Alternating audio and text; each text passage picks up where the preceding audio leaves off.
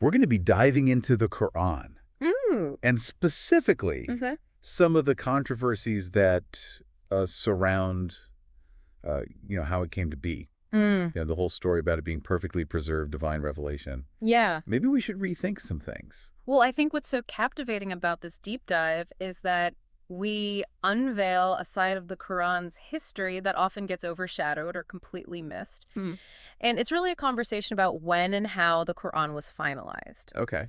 But perhaps more intriguingly, if everybody agreed with that process and the timeline of it all. So where do we even begin to kind of unravel this? I think to best understand the controversies surrounding the Quran, we should hone in on a figure named Abdullah ibn Masud, who, even within Islamic tradition, was a leading expert on the Quran during Muhammad's lifetime.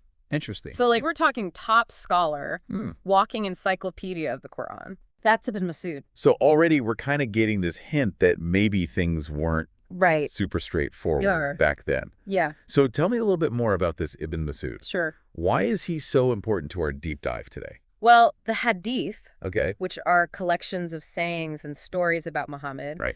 constantly place Ibn Masud at the forefront when it comes to Quranic knowledge. Okay. I mean, there are accounts of Muhammad himself pointing people to Ibn Masud saying, go learn recitation from him. Oh, wow. It's like a direct endorsement. So he's not just some random guy claiming this expertise. No. Muhammad himself is kind of vouching for him. That's right. Wow. And it goes even further. Okay. There's this one account where Ibn Masud claims to know the context behind every single verse in the Quran. Really? Like he could tell you exactly when and why each verse was revealed. That's impressive.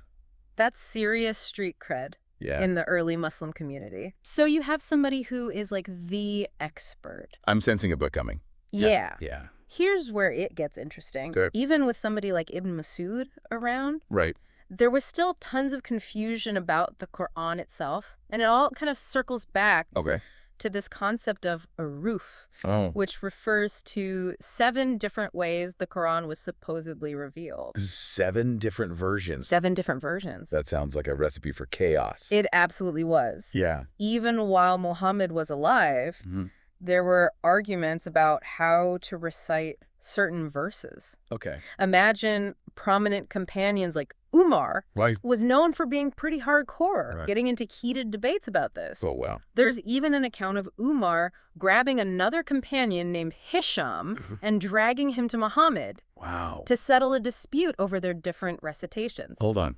Umar got physical over the recitation of the Quran. It shows you. This is getting juicy. Yeah. How sensitive these differences were, even amongst those closest to Muhammad. And then we even see Ubaybi, Ka'b, another major figure, practically having a crisis of faith. Oh, my God. When he witnessed these varying recitations. Wow. So this wasn't just like a minor academic debate. It shook people to their core. Okay, so you've got these different aruf. Leading to confusion, arguments, near crises of faith. What happens next in this saga? Well, enter Uthman. Okay. The third caliph. He steps in and basically says, enough is enough. Okay. We need one unified version of the Quran. Sounds reasonable. Sounds reasonable, right? Yeah, bring people together. Yeah, unify. Unify. Yeah. But here's the kicker. Okay. To enforce this standardization, he orders the burning of all other existing codices. Burning. Okay, now that's a little extreme, don't you think? Yeah. I mean, I feel like you could have just, I don't know, had a Quran editing committee or something. It was a power move. Yeah. Pure and simple. Okay. And guess who was particularly unhappy about this? I'm guessing our friend Ibn Masud. Ibn Masud was vehemently opposed to the whole idea. You can imagine this guy has dedicated his life to meticulously learning this book from Muhammad himself. He's not going to be thrilled about some caliph coming in and saying, we're torching everyone's versions but mine. That's right. He initially flat out refused to give up his own codex. So think about it. From his perspective, this codex is a result of years of study, a direct link to Muhammad's teachings. He even gave a whole sermon. Oh, wow. Urging his followers to hide their copies and not accept Uthman's standardized version. So he's directly challenging Uthman He is. on the Quran. I mean, Pretty bold move, considering he's the caliph. That's right. What happens next? Well, Ibn Masud doesn't hold back. He accuses Uthman of deceit. Oh, wow. In the readings chosen for the standardized version, and makes it crystal clear that he prefers his own version over the one compiled by Zaid, who was Uthman's appointed compiler.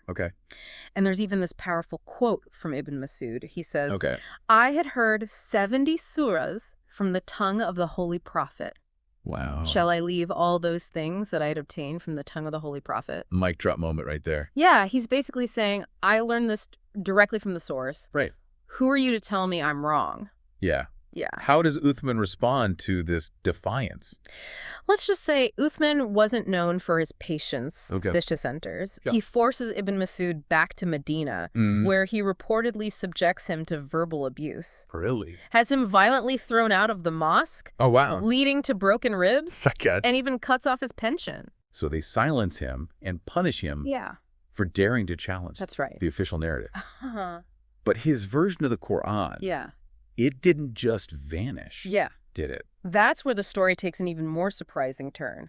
Despite these attempts to erase it, Ibn Masud's readings managed to survive for decades. Hold on. Passed down through his students. So even with the burning in this forced standardization, there were still these alternative versions. Absolutely. Floating around. Yes, documented evidence of his variant readings popping up in later Islamic sources. So you're telling me that even after this crackdown from Uthman, you've got this competing version of the Quran circulating. Right. And it came from one of the most respected figures in early Islam.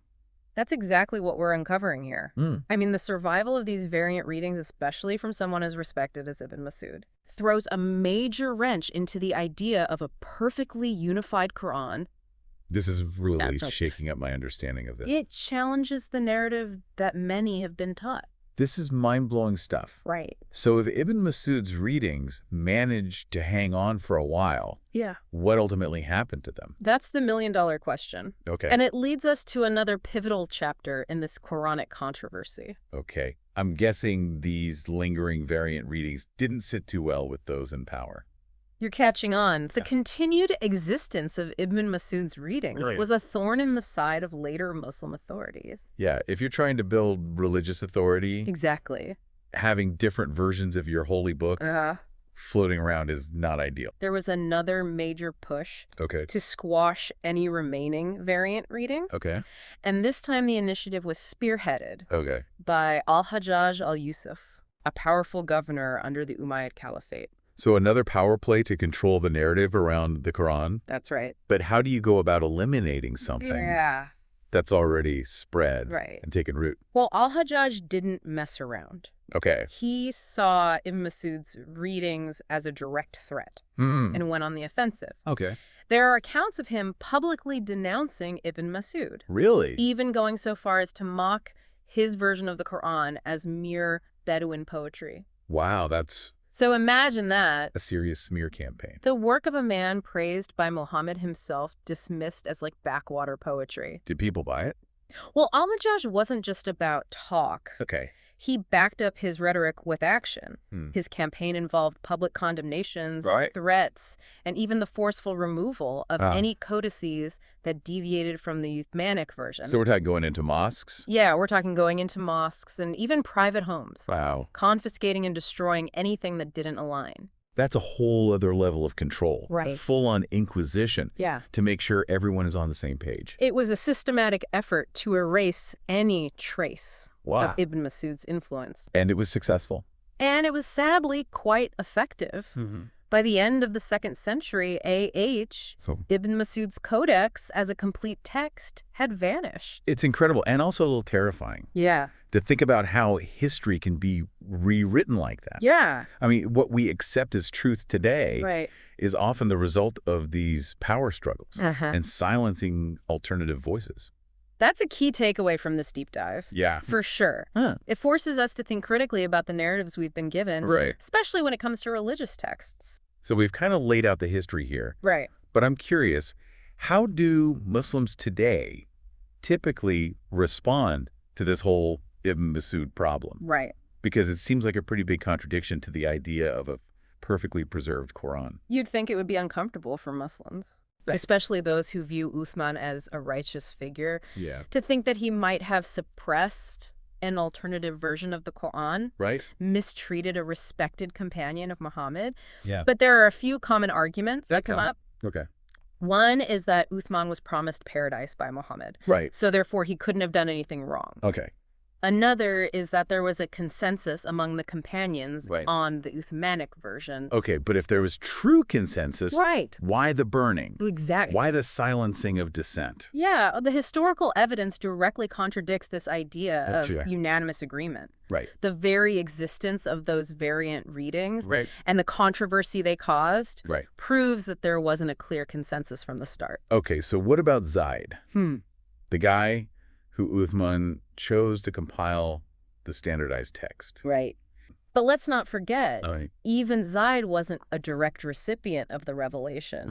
He was relying on the memories and accounts of others, some of whom, like Ibn Masud, had very different understandings. It's like a giant game of telephone. Where the message can get distorted as it passes. That's right. From person to person. That's the inherent problem with relying on oral transmission and later compilations. And it brings up this fundamental question.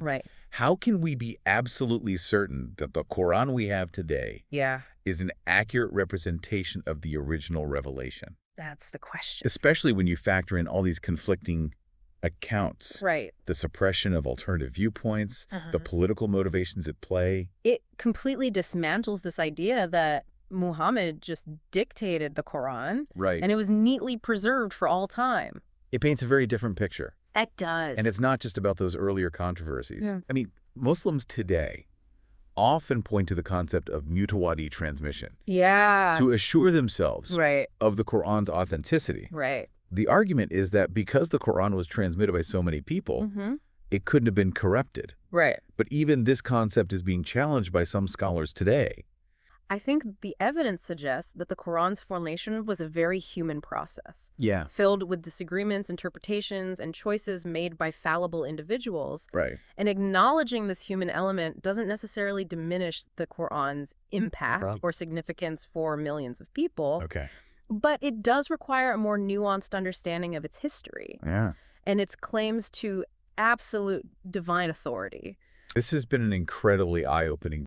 Thanks for joining us on this deep dive. You got it. Into the Quran's controversial past. That's right. Until next time, keep questioning, keep learning, and keep diving deep.